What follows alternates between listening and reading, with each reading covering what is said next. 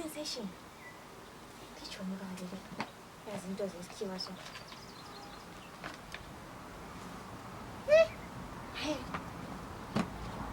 yazi uyamata umuntu lo uzama ukutshela istory kumbe uyenza i-collection of jawbreakers because mina I believe nxa umuntu ebhala ibhuku the point is to tell people his or her story, not to make a collection of jawbreakers. Akusazwakala phela ukuthi kuhamba njani lapha. Yazi sengananzelela one thing.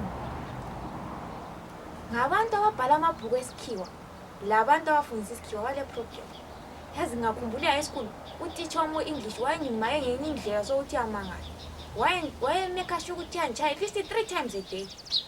Anjaye kuseni ku-breakfast ukuthi ngiphuze u-breakfast, anjaye kuma-morning prayers, anjaye ukuthi ngiphuze ku-lesson, anjaye ukuthi ngiphuze ku-lunch, anjaye ukuthi ngiphuze kusapha. Phela mina ngangumuntu ohlala ehambele emuva ngenxa yokuthi ngangithanda i-smartness. Ngangishayina so ngithatha isikhathi sami, ngishayina isicathulo sami, ngigeze, ngiqubhe, ngangitshona ngi-smart vele mina so ngagcina ngasakwazi ungitshayela ukuphuza kumbe ungitshayela i-smartness. Phela ngi-smart ngidlula lo mna wakho uMary. Ngidlula katshana umnakhe vele ngangambali. So ngagcina ngasakwazi ungitshayela ukuphuza kumbe ungitshayela ukuthi ngi-smart ukudlula umna wakhe.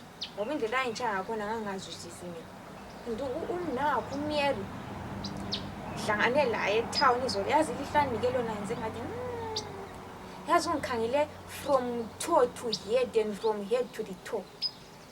Ngathi ngifike endlini ngathi ngena uFacebook phela nyamazi uMary vele kaphuzi social media yabe ku top.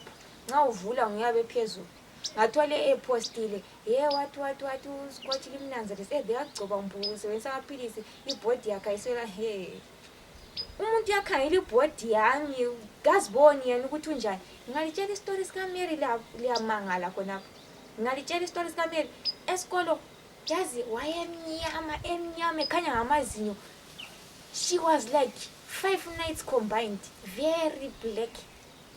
So ngamkhangela athi seli yellow bone ubomvu undlula lami. So ngithe sembona uMary poster phana ngizange bele ndaba ngabona ama comments abantu. Of course it hurt me, but anyway ngachiyana la ngasuka mina ngase ngihamba ngizipostela nje ukuthi mhla ka 12 September ibirthday yami. Ngithe ngisanda upost usikhohle wahlwa kuyi wathi ufuna ngikuthengeleni.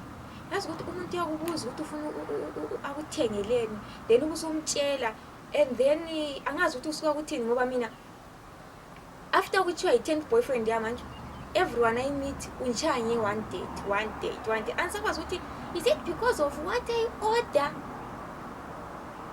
or is because of my beauty? Maybe I order too much or the quality of food that I order umuntu ayesithi I'm difficult to maintain or I'm too beautiful umuntu ecanti bazamthathela. But into abangananzelele ukuthi mina I'll be there to stay. So ansakwazi ukuthi nxa umuntu ozambuza ukuthi nifunani ngimtshele kumbe ngenzeni kumbe ngizithule ansakwazi ngezija. Kodwa usikhohle mela bekwazi nje ukuthi mina ngizifunela isinkwa. Of course amalanga wonke lawa mina yabe ngiright ngesithwala sami ngiyazileka isithwala, but once in a while lami ngiyafuna ukuthi ngike ngidle isinkwa ngebirthday yami ngiyafuna ukuthi ngidle isinkwa. So usikhohle uhambuza ukuthi ngifunani, so mina ngitshela ukuthi ngifuna isinkwa, so he must deliver his promise.